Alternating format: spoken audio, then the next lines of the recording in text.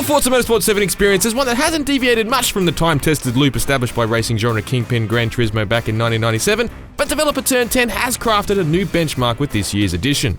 On PC, there's nothing that can match its automotive girth, and it's the definitive car collectathon on any console. Improvements to the driving atmosphere, the massage sound, plus its new dynamic weather and drastically better skies and lighting, all combine to create the best installment of the series since the fan favourite Forza Motorsport 4.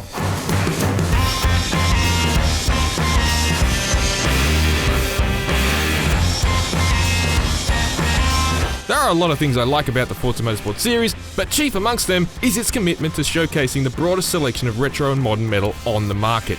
It combines the kind of cars you can find in just about any contemporary racing game, with lesser-known oddities pulled from the far fringes of global car culture. Here's an example. I am an unashamed meathead who likes most muscle cars and sports cars, but I prefer them if they can carry a refrigerator and a couch in the back.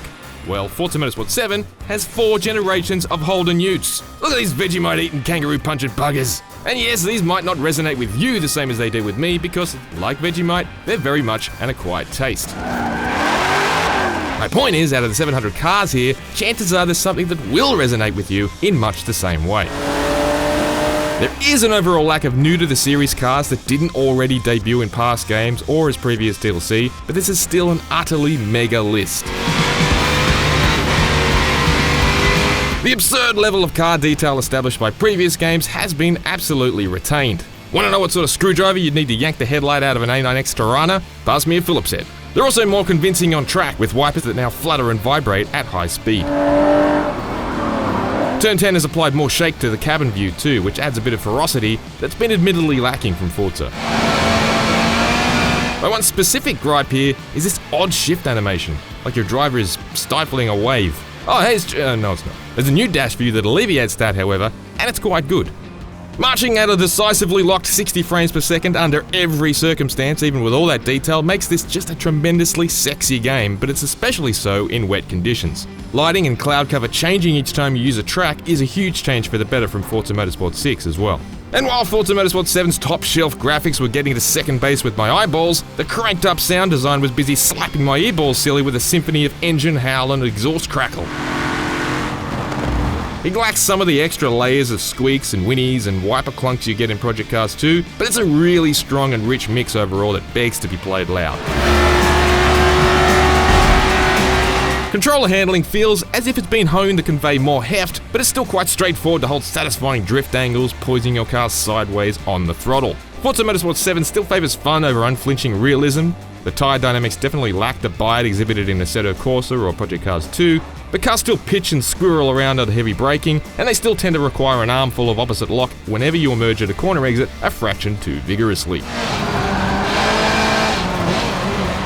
On a wheel, there have been improvements too. F1 2017 and Project Cars 2 have raised the bar in this realm quite a bit over the past few months, but Forza Motorsport 7 is not too shabby.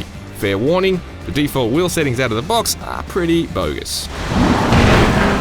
Career mode has shifted to a more linear and structured solo experience than previous games. The new Forza Drivers' Cup may sound a little tacky at first, but chasing the grand prize at the end of it is propelling me through Forza Motorsport 7 like no game in the series before.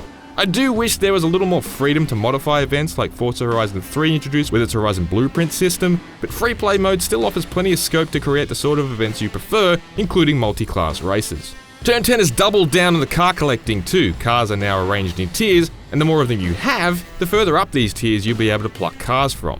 It does admittedly smack a little of Gran Turismo 5's aggravating XP system, which locked cars you could otherwise afford until you'd reached an arbitrary level, but I like the way this system encourages us to interact with cars that may otherwise be ignored. Unlike GT, however, Forza Motorsport 7 still allows you to drive anything you want in free play, so nothing is ever totally inaccessible. I'm less enamored by the new loot boxes as a way of collecting cars and other items.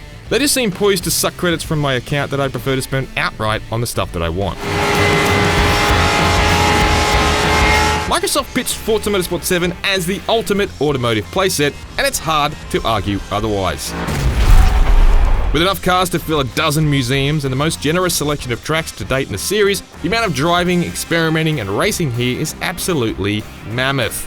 Accessible as always for beginners, but crammed with content targeted at lifelong car junkies, Forza Motorsport 7 is Turn 10's finest love letter to speed and style this generation, no matter what language you speak.